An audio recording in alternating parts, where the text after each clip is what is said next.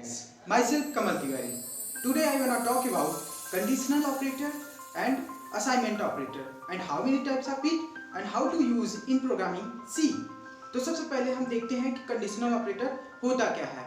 दो ऑपरेंड्स के बीच में जो कंडीशन परफॉर्म होता है उसे हम कंडीशनल ऑपरेटर कहते हैं। जैसा कि हम यहाँ पे देखते हैं, conditional operator return one value if condition is true. अगर कंडीशन हमारी ट्रू है तो वह हमारा वैल्यू को रिटर्न करेगा, ठीक है। And return another value if condition is false. अगर हमारा कंडीशन फॉल्स होता है तो कुछ और वैल्यू देगा, ठीक है। It's also known as ternary condition. इसे हम टर्नरी कंडीशन के नाम से भी जानते हैं। There are four types of if, else, do, while do, for.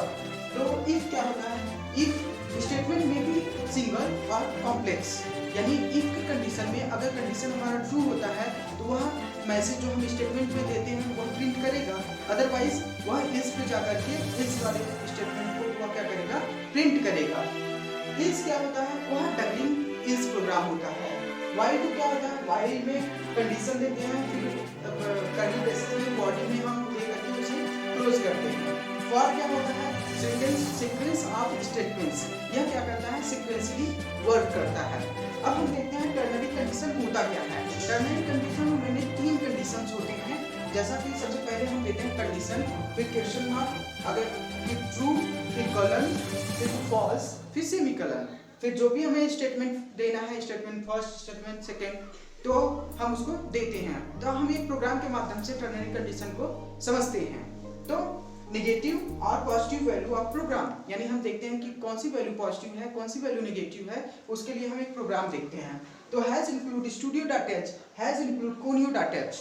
Wide main function से स्टार्ट करेंगे, फिर इंट नम, सेमीकोलन लेंगे, फिर नंबर कोई वेरिएबल डिफाइन किए नंबर, तो हमको उसको प्रिंट कराना है, परसेंट साइन डी, फिर कामा नंबर नम, फिर सेमीकोलन, फिर हम कंडीशन लगाए। टर्नरी कंडीशन का ये जो कंडीशन था, हम लगाया कंडीशन नम ग्रेटर देन और equal to 0, question mark, print.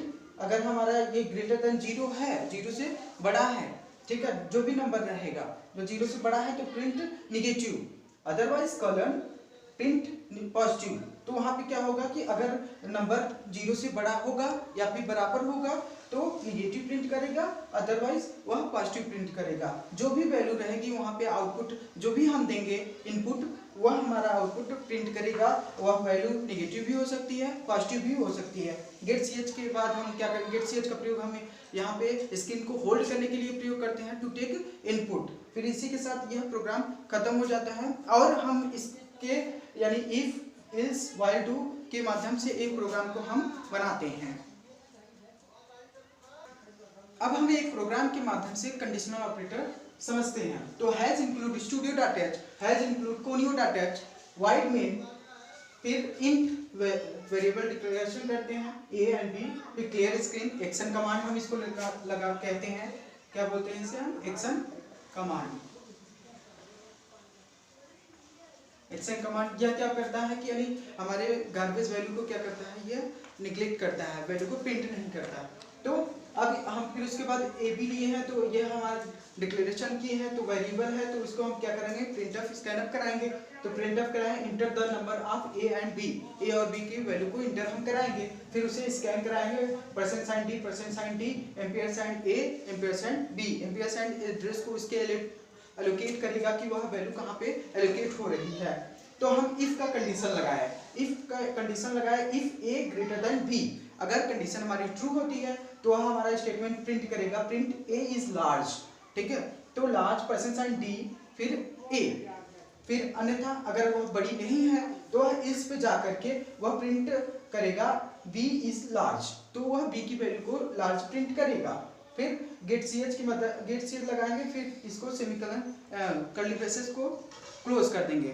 तो अब हम ये था हमारा कंडीशनल ऑपरेटर। तो अब हम चलते हैं असाइनमेंट ऑपरेटर की तरफ। Assignment operator, assignment, these are used to assign the value of the variable in C program। Assignment operator वो ऑपरेटर होता है जो कि वैल्यू को क्या करता है? असाइन करता है। जब भी कोई भी वैल्यू असाइन होती है तो वह हमेशा राइट टू लेफ्ट होती है। जैसा कि हम इसके अंतर्गत ऑपरेटर आते हैं, जैसे असाइनमेंट ऑपरेटर आता है, एडिशन असाइन आता है, सब्ट्रैक्शन असाइन आता है, मल्टीप्लिकेशन असाइन आता है, डिवीजन असाइन आता है, रिमाइंडर असाइन आता है, लेफ्ट शिफ्ट असाइन आता है, राइट शिफ्ट असाइनमेंट ऑपरेटर आता है, बिटवाइज एंड असाइन आता है, और XOR असाइनमेंट ऑपरेटर आता है। अब हम फॉर एग्जांपल लेते हैं कि वैल्यू हमारी असाइन होती कैसे हैं।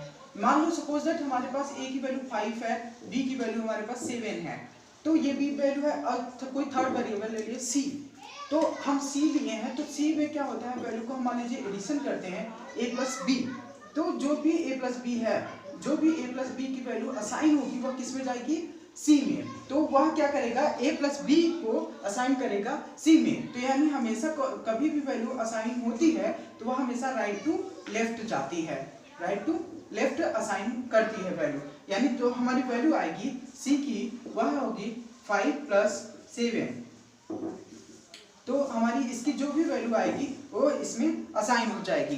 तो इसी तरीके से हम और ऑपरेटर का प्रयोग करते हैं, जैसे x plus equal assign operator, मान लीजिए 7 दे दिए, तो हमारा ये कैसे वैल्यू असाइन करेगी, यह 7 जा करके वैल्यू इसमें असाइन होगी। सपोज x बराबर x प्लस 7, यह हो जाएगा असाइनमेंट, यह इसमें क्या करेगा, असाइन कर जाएगा।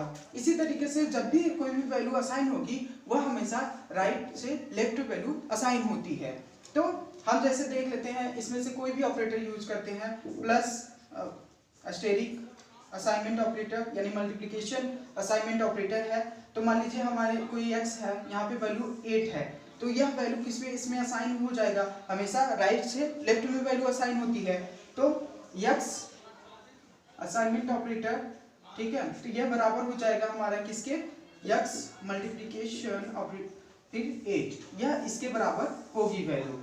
तो आज के लिए बस इतना ही, आगे की वीडियो को हम देखने के लिए आप हमारे चैनल को लाइक एंड सब्सक्राइब करें। Thank you so much.